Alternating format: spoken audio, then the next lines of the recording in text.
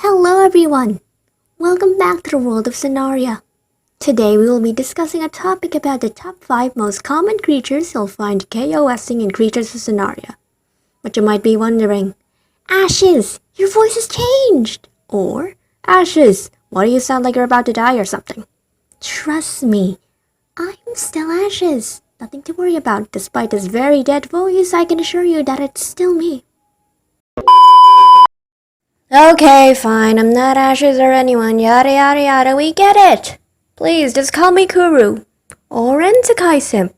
Or Emo Piggy. Someone who named himself after Kurigosk. Do you even understand that? No? Okay, fine. Or just call me... Anyway, if you think I was Ashes, then sorry. I think it is obvious that I wasn't her, so... Why don't we just continue and stop blabbering about this, eh? Great. Just to be clear that I will not be counting the latest creatures that have been added, and those are the high Goss and Celeritas. I will only be counting those who have been used for KOSing during the older versions of K.O.S. Fair warning that I am not stereotyping these creatures. I'm aware that not everyone who uses these creatures are KOSers, but the majority of them uses them to KOS. Number 5, we have the Nullrock. Nullrocks are giant terrestrial tier 5 creatures. These creatures are extremely strong, and I mean literally. They also have the most powerful breath to ever exist in the game. Don't believe me? Okay, just show them the clip. Like, I'm trying to warn you, but you ask for it. It has an HP pool of 8,500, 240 damage, 90,000 weight, 3 damage per second breath, and 80% bleed defense, making this thing a tank. However, despite this brute being quite a force, it is a herbivore, allowing it to balance the game. It is incredibly powerful, yet extremely slow. Players who use Nullrocks are peaceful, unless attacked by someone else. I mean, who can blame them? I'd attack them too, if they attacked me first. It's only fair, right? Right? The minority who use Nullrocks to KOS are quite a handful, but are rare occasionally, so you don't have to worry about them. Unless you provoke them, then they won't attack you. I mean, unless they're KOSers. I guess? Question mark, question mark. And if you end up encountering a KOSing Nullrock, it is a priority that you grab and attack them from behind. Using flyers with breath is essential, as Nullrocks cannot reach from such a height, and their breath cannot reach that high, making it vulnerable to most flyers. Thanks to its HP, it can withstand many attacks, so it might take some time until you can fully defeat one. Oh, and please be safe. Keep to a distance when you attack them. They're slow, so if you're far enough, they won't be able to reach you. Moving on. Number 4, we have the Sarhingaro. The Sarhingaro is a tier 5 flyer who has the ability Gamma Beam. It has an HP pool of 6,500, 500 damage, 1 toxin, 3 radiation sickness, 13,000 weight, 40% bleed defense, and an immunity to poison. This thing is a massive Hydra that roams around Sonaria, looking like, I don't know, bootleg King Ghidorah from Godzilla or something? Yeah, he was inspired by it, so go figure! This bootleg King Ghidorah who wears toxins for its makeup flies around Sonaria like a menace to society. I mean, it looks like it's about to commit several war crimes, right? Yeah, I just played a clip. Like I said before, it has the ability called Gamma Beam.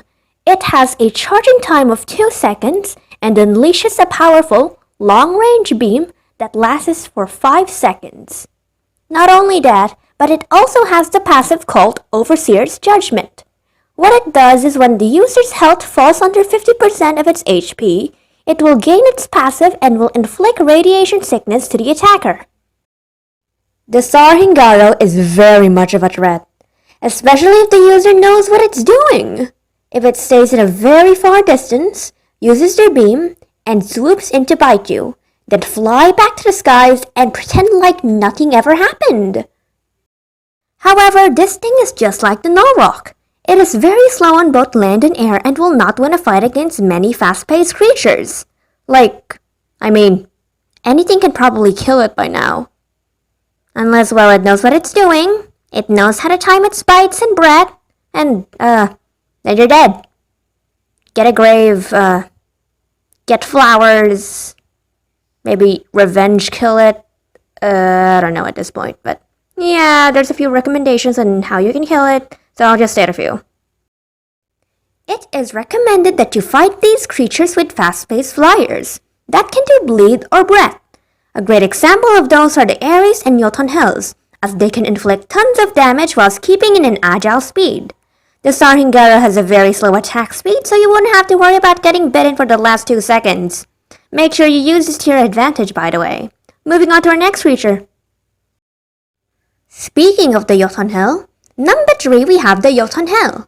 The Jotunheil is a tier 4 all-terrain creature, which means it can be on land, fly in the skies, and swim in water. Now, the Jotunheil is probably the most common flyer for KOSing, alongside the Ares and Sarhingaro. It has an HP pool of 4,500, 300 damage, 3,500 weight, 25% bleed defense, 1.2 damage per second plus blurred vision on breath, 1.5 bleed, and the ability called Winter Tag. It is a fast and powerful flyer that can annoy many players with its breath. It can deal 1.2 damage per second and give blurred vision, making it slightly impossible to see. If the Jotunheil's energy is low or has been depleted, using its breath on a creature will regain its health. With it being able to make quick escapes via flight or swimming, this thing can be very annoying to kill, unless your creature can grab or cause bone break to Jotunheils. The attacks from Jotunheils are still very common, so if you end up finding a Jotunheil flying around the oasis and looks like they're about to cause war crimes, like several war crimes, start running the opposite way. Or, if you want to play the hero, get yourself a bone-breaking creature and make sure that Jotunheil takes the L. Moving on. Number 2 we have the Grammos. The Grammos is a tier 5 terrestrial creature. It has an HP pool of 7,500, 300 damage, 100% bleed defense, and its passive Unbreakable. Now, this thing right here is a massive pain in the rear. Why? Because during the glory days of Creatures of Sonaria, this thing right here was a real threat to society, with it having no major weaknesses other than its counterpart, the Candle. It is still the prime KOSer, not until its popularity had been depleted. It is immune to bleed, and its passive Unbreakable allows the creature to be immune to directly applied physical ailments, such as bone break, directly applied bleed, and ligament tear.